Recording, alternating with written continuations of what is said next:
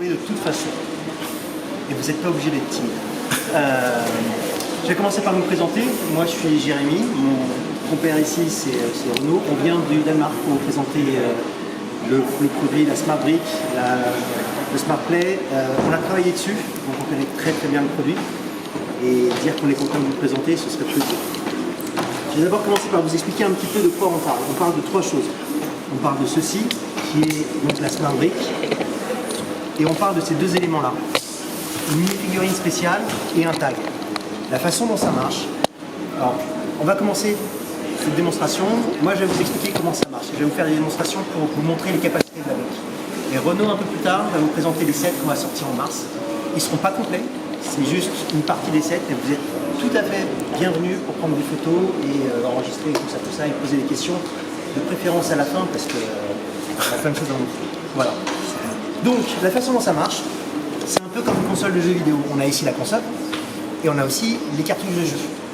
Donc, globalement, ce qui se passe, c'est qu'avec ces deux éléments-là, on va pouvoir donner une identité à la brique. Et la brique va se comporter de façon différente en fonction de ce que le tag ou le tag contenu dans la mini-figure va demander.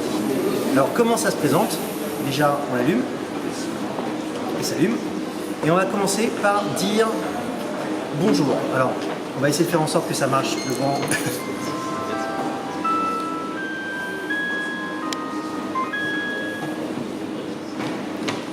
Elle vient de nous dire bonjour. Et ça, c'est le tag qui lui a dit de faire ça. Et maintenant qu'on a fait ça, si je bouge ma brique, j'ai différents sons en fonction de la façon dont je l'oriente.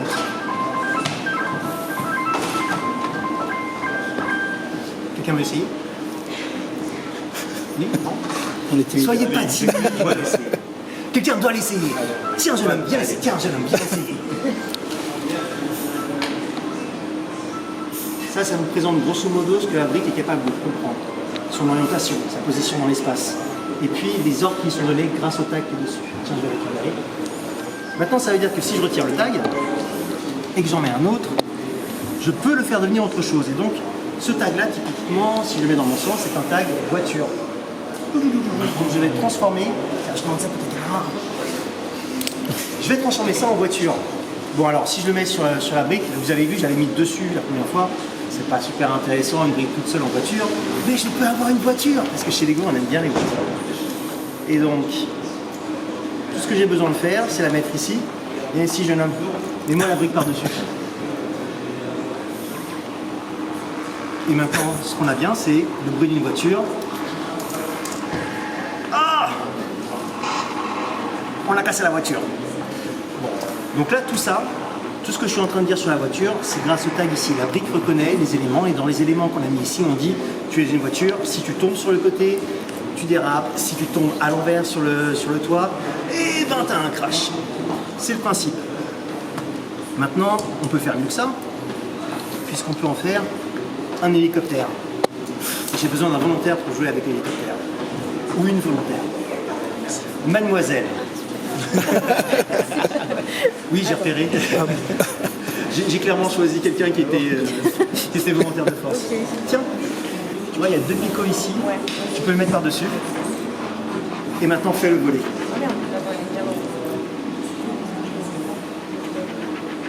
Allez, vas-y, bouge-le dans le sens. À l'envers.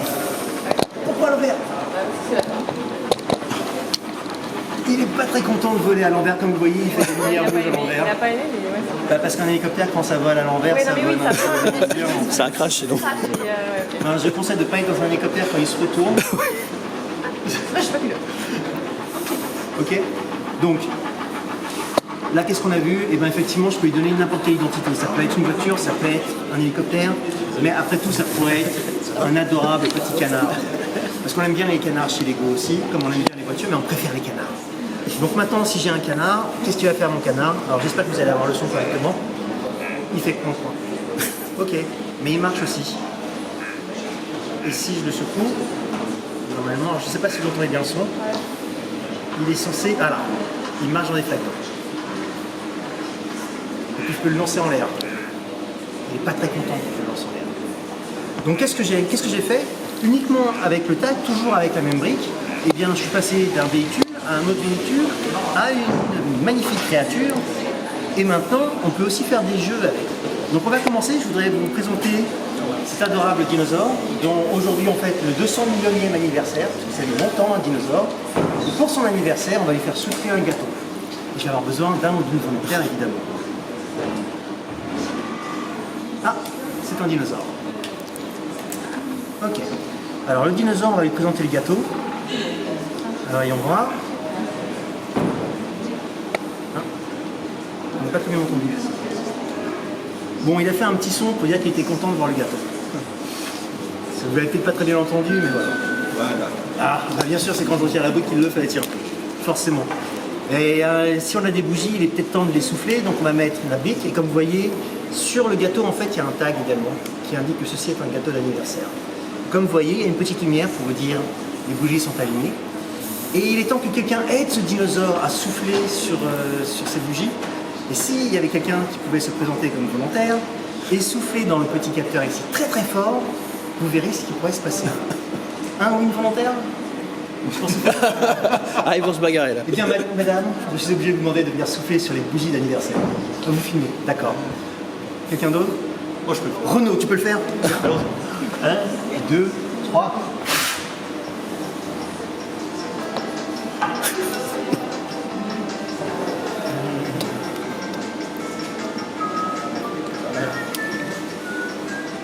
C'est pas comme ça qu'on chante en concert. Si, je pense. Si, joyeux anniversaire.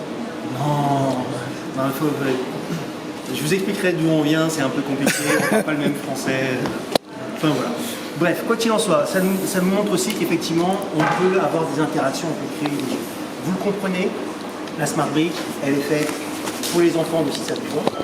On ne vise pas avec des sets pour adultes, on ne vise pas avec des recettes qui sont compliquées à mettre en place, on vise vraiment à faire en sorte que les enfants puissent augmenter leurs opportunités de créativité. Alors c'est bien ce que je dis, je devrais l'écrire quelque part. Ce qu'il faut aussi savoir, c'est que ceci, c'est une démonstration technique. Donc, la deuxième partie, c'est une démonstration de jeu. Et ce qu'on vous montre un peu maintenant, c'est ce dont la brique est capable et ce qu'on peut faire avec le système tel comme il est maintenant. Parce que le système continue à évoluer et on continue à apprendre comment l'utiliser mieux. Et si on parlait un petit peu de ce qu'elle est capable de faire? Comme vous voyez sur la brique, de chaque côté, sur une face, alors vous voyez qu'il y a un petit capteur ici sur un côté qui n'existe pas de l'autre côté. Et ce capteur notamment, on va l'utiliser pour, on va l'utiliser pour reconnaître les couleurs. Alors en l'occurrence, sur le tag que j'ai mis ici, il reconnaît que 4 couleurs. Jaune, vert, bleu, rouge, qui sont les couleurs primaires chez Lego. Et donc ça nous donne ça. Les lumières comprennent que c'est, enfin la brique comprend que c'est du vert et nous fait une lumière verte. Et on a une petite musique à chaque fois. Pour ceux qui connaissent ou qui se souviennent de Lego Super Mario, Lego Super Mario réagissait différemment chaque fois que ça touche une couleur différente. On est dans le monde de la lave ou de l'air ou du désert, etc. Et ça permet à la brique de faire la même chose, mais beaucoup plus, comme vous verrez plus tard. Alors est-ce qu'il y a quelqu'un qui porte... Alors moi j'ai un badge jaune, là je vous ai mis ça sur les briques Lego, mais ça marche aussi sur ma carte jaune. Génial. Donc je pourrais le faire sur le verre du dinosaure. Alors je sais pas s'il y a... Alors le rose ça a moins bien marché sur le coup, on connaît pas. En fait, La brique peut 4 couleurs là pour l'instant. beaucoup de couleurs, mais là on a programmé ce jeu-ci juste pour les 4 Pour quatre, parce que ok. c'était conçu pour ça.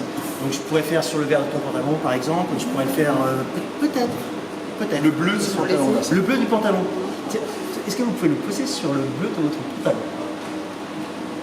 Je ne peux pas le faire pour vous. Ça fonctionne, parfait. Merci beaucoup madame. Alors tout ça c'est très amusant, mais il y a aussi une capacité de la brique qui existe, qui est que les briques peuvent communiquer entre elles. On va le faire avec 2 briques, on peut le faire avec plus de briques. Et voici maintenant qu'avec ce petit axe, cette brique-là est en communication avec celle-ci. Qu'est-ce qui se passe? À secouer. Ah, tu vas pas secouer. Non, ça va pas. Attends. Là. Toucou, toucou, toucou, toucou, toucou, toucou.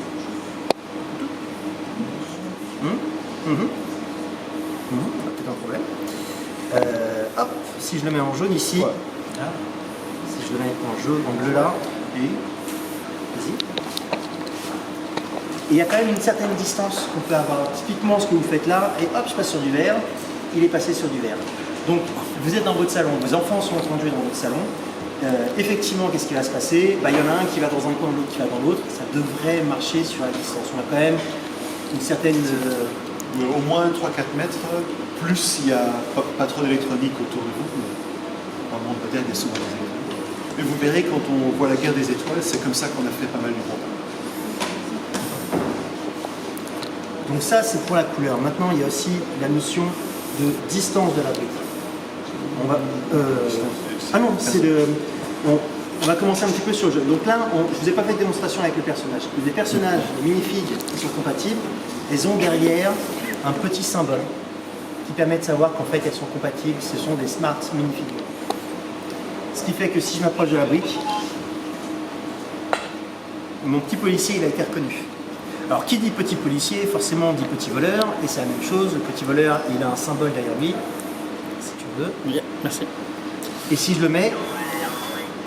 Alors, tout à l'heure, il disait que les minifigures, enfin, la brique ne parle pas. Dans les faits, elle ne dit rien. Ce qu'elle fait, c'est qu'elle dit blablabla, blablabla. Et on a utilisé un synthétiseur audio de façon à ce que les deux personnages puissent communiquer ensemble. Il y a deux voix différentes, parce qu'il y a deux caractères différents, qui sont programmés de façon différente. On va les laisser discuter un petit peu. Et bon, qui dit voleur, qui dit policier, dit forcément voiture de police. Oui, mais d'abord, Ah oui.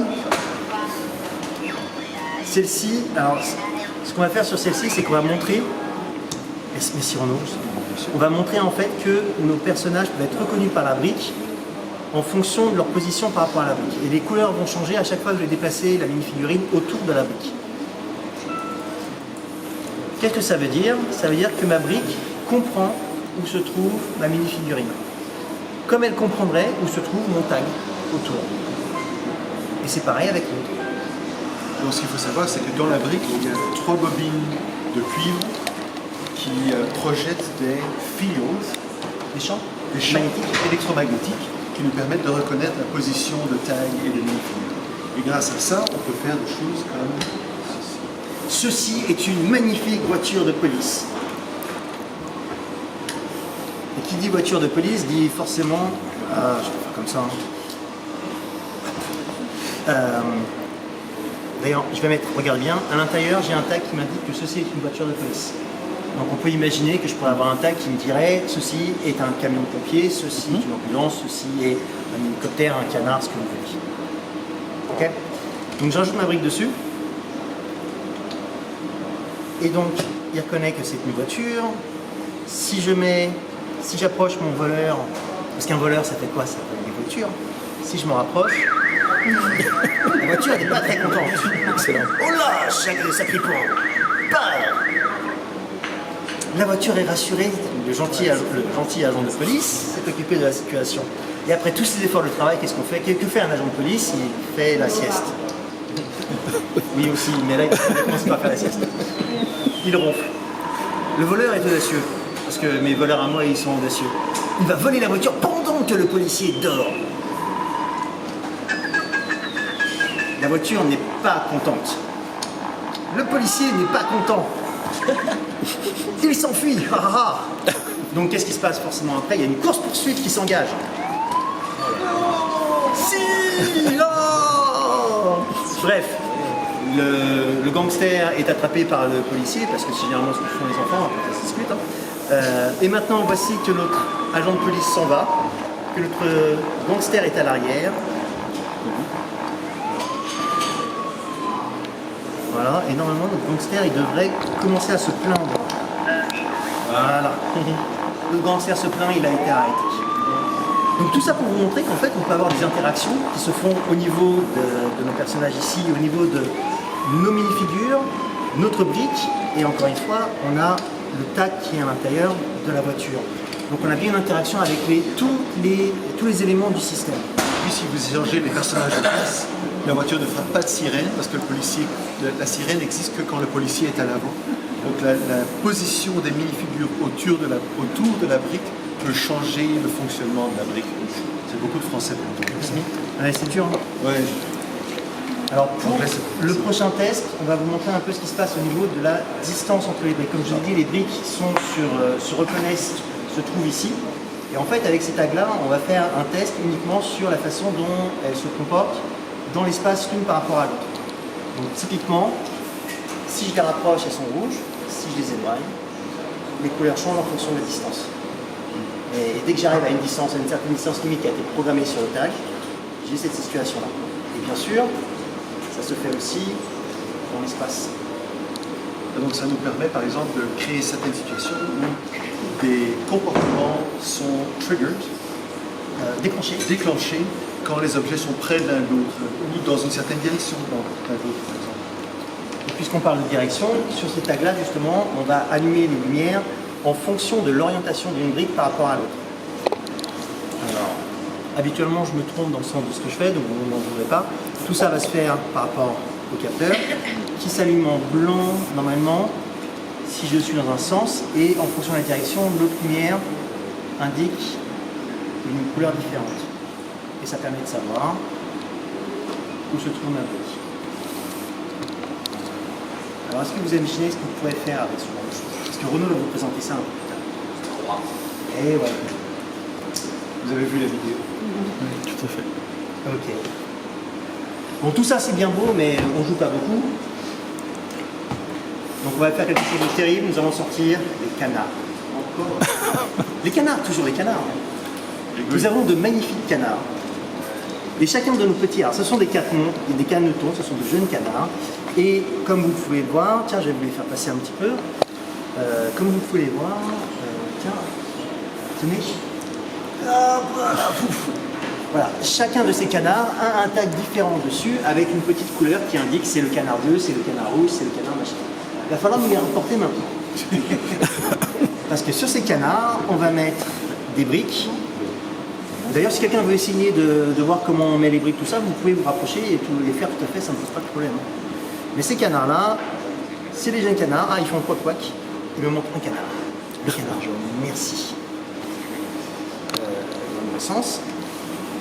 J'ai mes petits canards qui ont tendance à faire des bêtises et j'ai la maman canard qui est absolument magnifique au passage. Voilà, j'ai reconnu la maman canard. Maman canard tourne le nouveau canard, les canards font des bêtises. Maman canard se retourne, les canards se calment. Maman canard s'éloigne.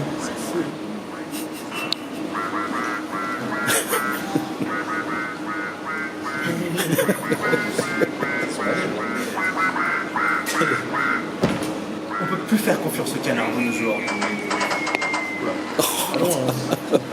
Alors il y a plein d'easter eggs qu'on peut déclencher comme ça, donc potentiellement grâce à nos tags, on est capable de faire des petits secrets qui arrivent de façon aléatoire, qui vont faire que l'enfant va se retrouver un petit peu à se dire mais qu'est-ce qui se passe et qu'il va vouloir essayer autre chose. Bon, tout ça c'est bien beau. Mes canards, ils sont sportifs, ils ont besoin de jouer et nous allons jouer à la pétanque de canards.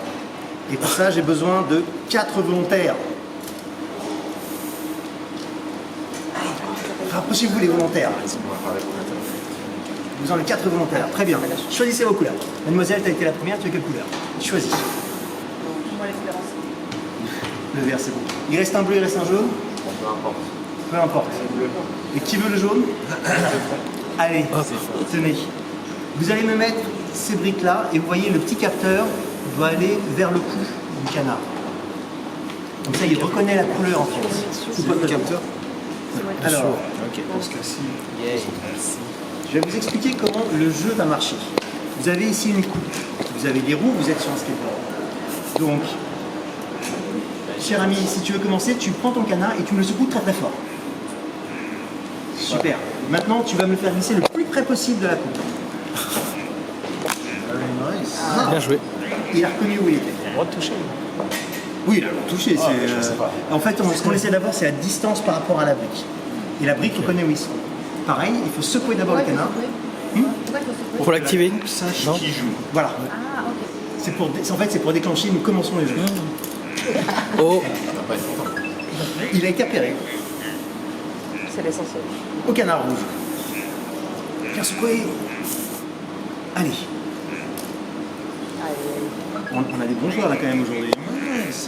Les derniers, ils étaient. Ah, il y a oh, oh. Je vais esquiver les autres aussi. Bien joué. On voit les gagnants. Le gagnant clignote. Et alors, on va peut-être pas bien l'entendre, mais si je mets le canard sur Ah ouais. Il est applaudi. Ils sont fair feu play. d'artifice, applaudissements, tout ce qu'il faut. Super Et fait. si jamais je prends un des perdants, il n'y a rien qui se passe. Oh non. Oh. C'est horrible. Oui, bon, le jeu a été programmé comme ça pour montrer ce qu'on fait. Alors voilà, qu'est-ce que je viens de vous montrer là pour l'instant, c'est qu'on est en mesure de créer des jeux, de créer des objets, de créer des créatures. Et tout ça, ça nous emmène sur quelque chose d'absolument extraordinaire. Qu'est-ce que ça va devenir dans la vraie vie réelle? Qu'est-ce que ça va devenir en mars quand on va sortir les séries de Star Wars? Et pour ça, je vais vous laisser entre les mains de René. C'est moi. C'est toi. Ok. Donc ce qu'il faut savoir, c'est que ce qu'on vous a montré là, c'est une démonstration technique. Et ce qu'on va vous montrer maintenant, c'est le début. C'est-à-dire que déjà, en faisant ceci, on a appris mille et une choses et on va continuer à améliorer, Donc ceci est vraiment tout le début de l'aventure. Mais qui dit guerre des étoiles dit X-Wing. Dans l'X-Wing, on a une petite taille, comme sur le canard, le dinosaure, etc. Et ici, on a un R2D2, Oui. R2D2, qui a une tag à soi-même. Vous voyez, c'est pas une figure. Et il me manque un Luke. Il te manque un Luke. Luke en anglais. Oh non. Oh, j'ai trouvé Luke. Merci, voilà. Et qu'est-ce qu'il a dans son dos? Luke, Luke, qui est aussi une figure interactive. C'est comme ça, c'est sûr. Alors, si je les mets ensemble, vous avez... Voilà. Ça, c'est la voix de Luke. Là, on reconnaît. Oui. Et je peux les mettre ensemble sur le véhicule pour avoir des réactions différentes.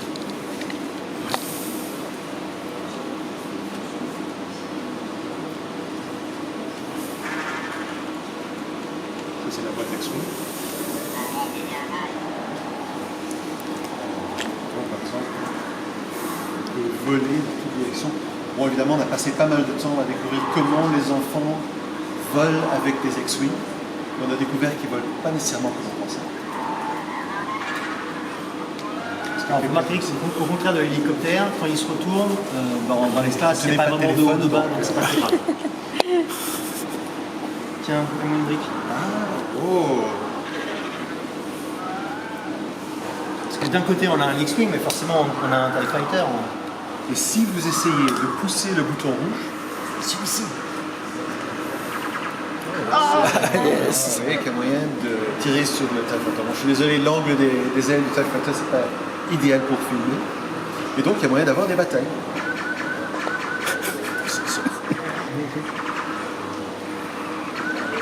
Et le plus on bouge, le plus on s'évade, donc il est plus difficile d'être touché. Mais le moins on bouge, le plus précis on est. Donc il y a une certaine stratégie pour gagner ces batailles. Ce qui veut dire que là, c'est l'avertissement. Que je vais perdre. Et voilà, ça, c'était inévitable. Mais ça tombe bien, c'est nécessaire pour le scénario parce que... Enfin, ça nous arrange pour le scénario. c'est parce que parfait. pour la suite de l'histoire, on est censé Donc, s'écraser. merci. Luke va faire un atterrissage forcé, voilà. Oh my god, non Et se trouve sur la planète Tatooine. René. Je vais te rendre celle-ci, sinon on va continuer à faire du bruit. Et découvre un dewback qui s'appelle, j'ai découvert dewback en français aussi. Il n'y a pas de brique dessus. Mais pas encore. Et donc Luke va décider, va devoir contourner le dewback, mais heureusement le dewback qui a une brique dessus. Ça c'est le bruit du dewback. C'est un peu flemmard, un dewback. Exactement. Fameusement d'ailleurs. D'ailleurs, ça ne va pas s'entendre. Il ronfle. Si vous On vous croit rapprochez, sur vous parole. entendrez qu'il est en train de ronfler. Oui. Qui est tant mieux pour lui d'ailleurs. C'est difficile de faire ronfler en l'air. Mais il faut nous croire, il ronfle. Il ronflait. Et Luke se retrouve à la cantine de Mos Eisley. Donc le dewback et la cantine, ça fait partie d'un set qu'on n'a pas encore annoncé, mais qui va bientôt. Si, il a été annoncé, il sort en mars. Ah oui. Mais là, vous ne le voyez pas complet. Donc c'est pas la totalité du mess. Si, Bon, en tout cas, ou sinon vous avez l'exclusivité, c'est pas grave. Merci. donc, se retrouvant à Mos Eisley, qui est fameusement un bar karaoké, Luke va essayer. Après tout, le vaisseau s'est écrasé. Qu'est-ce qu'on fait dans Exactement. ces circonstances? On va au karaoké.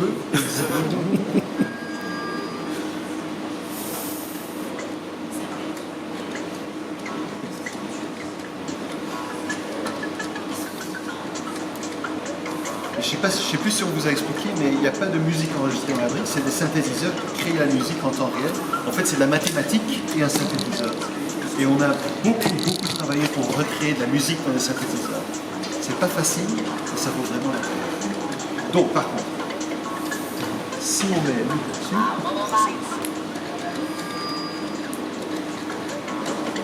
on peut avoir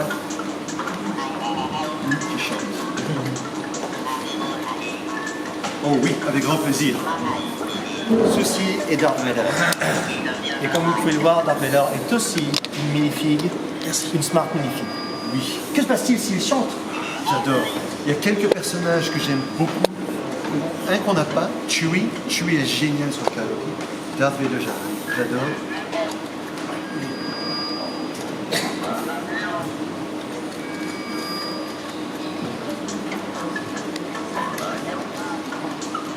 Et tous les personnages ont une voix un peu différente. Darth Vader a une voix. Qu'est-ce qu'il nous faut maintenant? Eh bien, maintenant, il est temps. Il est temps d'aller réparer Exactement. le véhicule. Parce qu'après tout, on ne va pas rester sur Tatooine toute la vie. Il y a du sable, il n'y a que du sable. C'est une très grande plage. Donc, on a le un sable, petit hein. véhicule. J'ai envie de faire pimpon, mais c'est pas vraiment. Il arrive jusque-là. On remet la brique dans l'X-Wing. Donc, ça va être compliqué. Alors, réparation. Attends, ça c'est suspect. Alors, pour la réparation, en fait, on utilise la couleur, comme je vous ai Ouais. présenté tout à l'heure. C'est-à-dire que sur le petit câble ici, on a un petit picot bleu ou un petit picot vert. Et la brique va réagir en fonction de ces couleurs. Donc, j'ai un petit marteau vert Un petit marteau vert. qui me permet de réparer l'X-Wing. Vous entendez assez ou on doit essayer de s'arranger pour utiliser le micro? Non, c'est bon. Donc là, c'est réparé. Et pour du refueling, Pour faire le plein. faire le plat, merci. C'est du sans-plomb, hein. Les X-Wing, ça donne du sans-plomb. J'aurais dit diesel. Et voilà, donc c'est refuelé, comme on dit en bon français. Alors, Rocky, je vais vous piquer les mains. Tiens, est-ce que quelqu'un veut tourner la Il y a manivelle? une petite manivelle à tourner ici pour quelqu'un. Il vise-le bien, Attendez, alors je peux voir. parce qu'il mérite d'être à nouveau écrasé. Non, il est important que je gagne cette fois-ci. Peu importe. Bah oui, parce que je dois arriver. Elle est pas facile à trouver votre manivelle.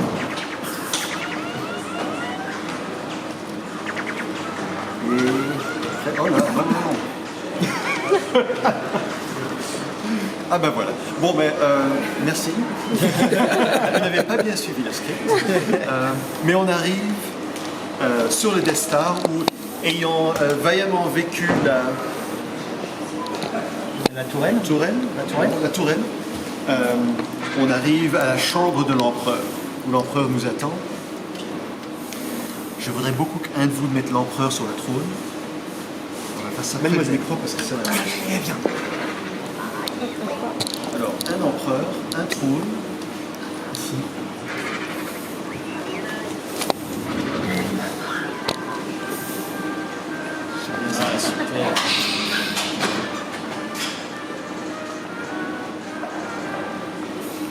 Ça fait plaisir. Ça fait plaisir. Nous allons détruire le monde, ça fait plaisir. Et c'est surtout pour montrer, parce que, comme je disais, on a beaucoup travaillé pour arriver à recréer toutes les musiques d'une manière qui a un peu le bon style pour ça. Et c'est génial. Donc, une brique, une autre. Et nous avons besoin de 2 joueurs. Oui. Parce qu'il est temps que nous ayons le duel final. Le duel final. Oui, j'invente des mots. Allez. Tu seras quelqu'un d'autre qui a rien en main. Quelqu'un. Je nomme bien. Il est temps maintenant de faire l'affrontement final entre un père et son fils. Pas comme ça. Non, ce soir on ne mangera pas des nouilles, on mangera des pâtes. Il faut fixer.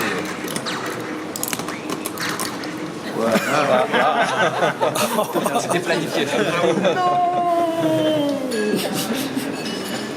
Et ça, c'est un aperçu. Il y a beaucoup plus, mais on n'a pas assez de temps pour tout montrer. On n'a pas tout amené.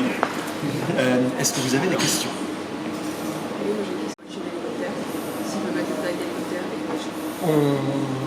C'est un très grand débat. Pour l'instant, les tags ils sont unitaires. On peut mettre un tag sur 2 briques et avoir les 2 briques qui réagissent de la même façon. D'un point de vue technique, ça offre beaucoup de difficultés qu'il faut qu'on résolve encore. C'est quelque chose qu'on aimerait faire. En fait, on a déjà fait beaucoup d'essais sur ça. Et on a beaucoup d'idées pour faire ça. Mais ce qu'on découvre, c'est que c'est très difficile de faire ça d'une manière qui soit intuitive et qui ait du sens pour les enfants. Et donc, on y travaille, c'est quelque chose qu'on aimerait beaucoup faire, mais jusqu'à ce qu'on arrive à un moment où on peut mettre ça dans les mains des enfants et ils savent comment ça marche et ils peuvent jouer avec cette manière libre, ça n'a aucun sens. Parce que pour finir, tout ce qu'on a fait, c'est vraiment basé très très fort sur comment on a vu les enfants réagir au jeu dans nos tests d'enfants. On appelle ça active test. Donc le principe c'est qu'on fait venir des enfants généralement qui sont des employés de chez Lego, qui ont le niveau d'accréditation que nous avons de façon à pouvoir jouer sur les modèles qui sortiront par l'avenir. Et on regarde comment ils jouent, on les laisse jouer, on pose des questions et avec les retours d'expérience qu'on gagne grâce à ces événements, on adapte en fait notre façon de jouer. Parce que le but pour nous, c'est pas de contraindre l'enfant à jouer d'une certaine façon, c'est plutôt de leur proposer une nouvelle façon d'aller sur un chemin qu'ils ne pensaient peut-être pas forcément avoir devant eux. Parce que pour nous, ce qui est important, c'est vraiment que l'enfant puisse étendre son imagination. Oui, je veux dire, presque plus que les innovations techniques, et quand même, les 10 ans d'innovation technique, on a dû apprendre de manière entièrement nouvelle de permettre aux enfants à jouer et de les aider à comprendre ce qu'ils peuvent faire sans qu'ils se sentent contraints de faire exactement ça et de créer un jeu qui ouvre les possibilités, mais tout en donnant un peu un sens de maîtrise, qui est moyen de faire ça bien, de faire ça mieux, de gagner, de perdre et de créer leur propre jeu. On a dû inventer toute une nouvelle philosophie de jeu. On a des experts de jeux de partout, des jeux vidéo, des jeux de table, de experience design, je ne sais pas comment c'est, design d'expérience. C'est du français ça. Oui.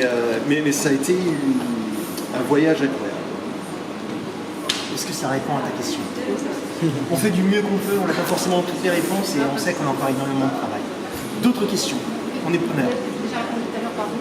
C'est que là, si on perd la pièce chip là, est-ce qu'on peut racheter juste ça ou il faut racheter la maison? Alors, le problème c'est que là je parle un peu sur des questions marketing qui sont à venir et nous, on a écouté le produit, donc c'est... D'abord, est-ce que vous avez déjà perdu une pièce Lego? Ah oui, effectivement, si vous perdez votre pièce, on a un service après-vente qui est extrêmement sympathique. Si vous perdez une brique de façon générale, vous les appelez et vous la renvoie Oui, mais là, à c'est leur les prix. briques qui coûtent plus cher. Le tag, c'est Oui. pas plus cher qu'une brique. Les tags c'est les briques mêmes, elles sont relativement chères. Enfin, bon, tout est relatif. Mais les Ouais, tags, les briques elles-mêmes sont pas chères. Elles sont un peu plus chères qu'une brique normale. Elles sont un peu plus grosses qu'une brique normale. Les briques coûtables, si on en perd une, le tarif suivant, ce sera 50. exactement. Et vous les renvoyez.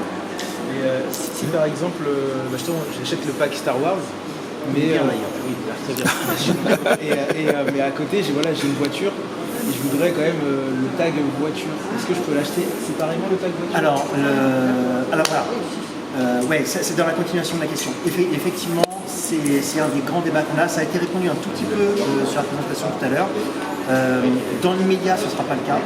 Parce qu'il faut d'abord qu'on réussisse à avoir un momentum sur les sets qu'on va vendre. Là, on commence par Star Wars, parce que c'est notre partenaire historique. On a une excellente relation avec Lucas. Donc on commence par ça. Dans l'année en 2026, on va avoir d'autres choses. En 2027, on sait déjà sur quoi on va travailler et c'est toujours avec l'optique d'apporter des nouvelles façons de jouer aux enfants. Et puis, dans l'avenir, il y a effectivement cette grande question de savoir est-ce qu'on pouvait vendre la brique en stand-alone et les tags en stand-alone. Alors, il n'y a pas encore de réponse en interne chez Lego. Moi, personnellement, je pense que ce serait une excellente idée. Et aussi parce que ça permettrait de dépendre en fait. Ce qu'on a vu également dans les tests qu'on fait avec les enfants, c'est que on va mélanger, tiens, Justement, je fais ça pour toi. C'est fait. C'est fait, c'est fait. Donc, typiquement, ce qu'on a fait là, c'est qu'on a mis le tag X-Wing sur le Dewback. Pour donner du background, parce qu'en fait, ce qu'on voulait faire avec tout ça, et ça retourne à cette idée de mélanger les tags, c'est permettre aux enfants d'utiliser les tags et les briques pour créer leur propre objet, leur propre jeu et tout. Et donc, entre autres, il y a moyen de faire C'est devenu un vaisseau spatial. Tiens. créer son propre hélicoptère, sa propre voiture. Et pour tirer, du coup, faut Pour tirer, tu peux pas. Pour scanner du rouge. Mais, Ah, wow. Tu scannes du rouge sur scannes du le rouge à capteur. côté. Tu vois là sur la brique ici, il y a un capteur de lumière. Ah ouais, super. et on découvre que les enfants, ils comprennent très rapidement comment ça marche et ils commencent à manipuler, à utiliser. Trop bien. Et pour répondre, je crois que probablement que dans le futur, on pourrait vendre des pièces individuelles, mais pour l'instant, ça n'a aucun sens parce qu'on essaye de créer cet écosystème. Et si on a des pièces seules, en fait, tout seul, ça ne fait rien. C'est comme acheter le Game Boy sans cartouche. Ça n'a aucune fonctionnalité. C'est justement un engin qui est supposé donner vie à d'autres choses. Mais on a vu effectivement dans les tests avec les enfants, on a vu que mélanger les tags avec des sets qui n'ont rien à voir, mon dinosaure en X-Wing ou en TIE Fighter, ou nous on nous a posé la question juste avant, combien il y a de tags. Sur les 3 premiers sets qu'on va avoir, il y aura une dizaine, une quinzaine de tags, je n'ai pas le nombre exact. Nous au bureau, on programme les tags, ce qui veut dire qu'on en a 500 000 qui font tous des choses différentes. Et effectivement, on s'est amusé à mélanger des hélicoptères avec des bateaux, on s'est amusé à mélanger des dinosaures avec je sais pas quoi. Enfin, on allait dans tous les sens parce que ce qui nous intéressait nous, c'était effectivement de créer ces possibilités d'infini. Je sais pas comment dire ça. Oui, et les tags sont conçus comme ça. Donc cette tag-là, justement, on l'a testé sur une épée laser. On a construit les épées laser en Lego. Et Alors c'est pas mettre la super tag dessus, solide. ça marche très bien. Les tags sont justement conçus pour être réutilisés et reconceptualisés. C'est bien dit. Non, c'est très bien. C'est du français. C'est du français. Autre question. Moi j'ai une question technique. Tout à l'heure, quand le Ouais. policier et le voleur ils parlent, Ouais. c'est quoi la limite entre guillemets de phrases? Parce que à chaque fois ils font un peu différent, ils se répondent. Oui. Mais est-ce que du coup ils ont un discours infini ou arrivé à un certain moment c'est la même phrase Tant qui que va tu être les- disposée? Tant que tu les laisses à côté de la brique, ils vont continuer à communiquer. Et en fonction de ce qu'on a mis sur le tag, on peut leur dire au bout de 10 secondes t'arrêtes parce que ça a plus de sens. Ou on peut leur dire tu continues à vivre. Donc c'est vraiment. Pas techniquement de limite de variation de phrases. Parce que c'est un synthétiseur, en fait, les phrases, c'est des séries de chiffres à travers un synthétiseur particulier qui fait des voix.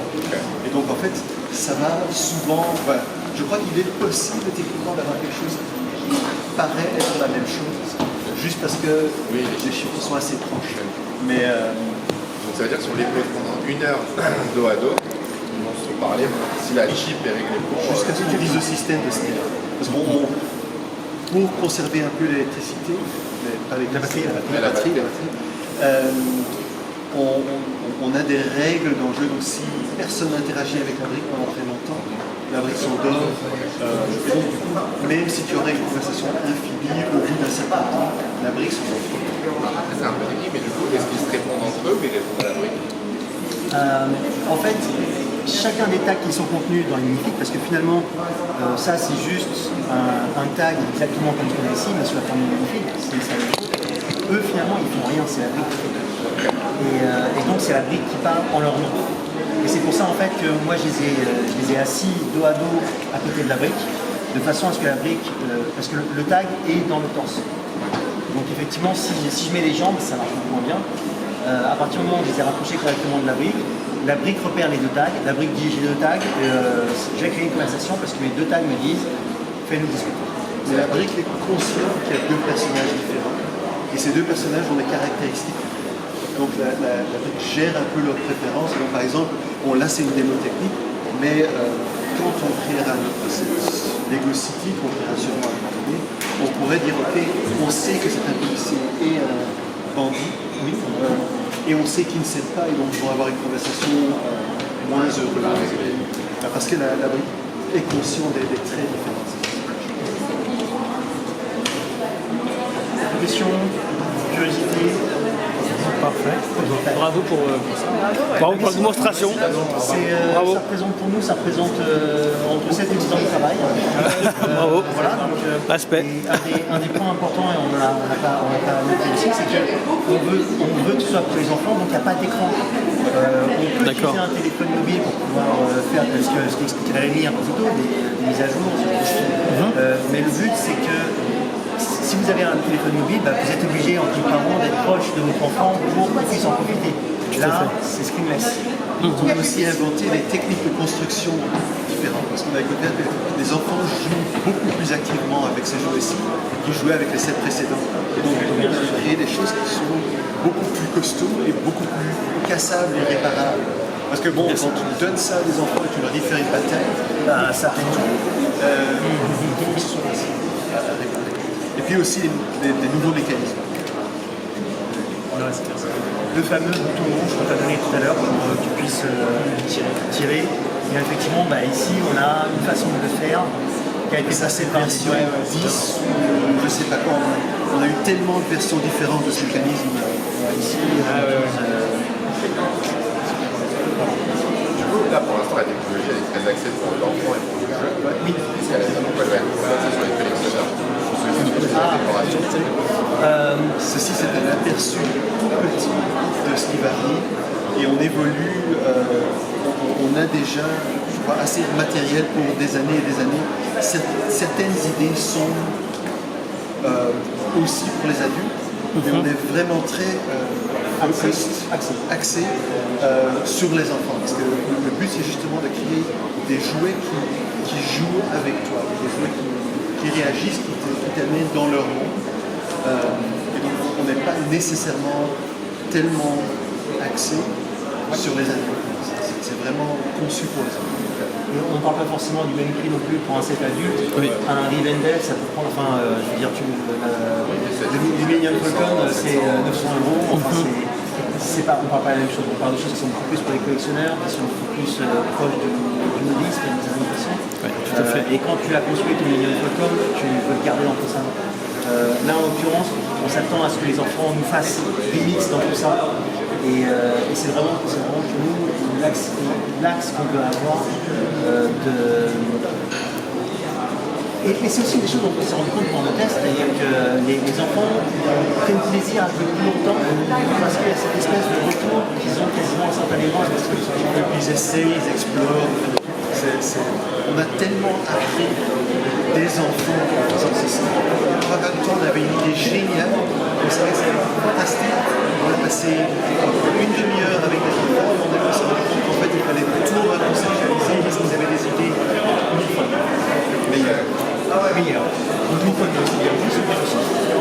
Voilà, parfait, merci beaucoup. Merci.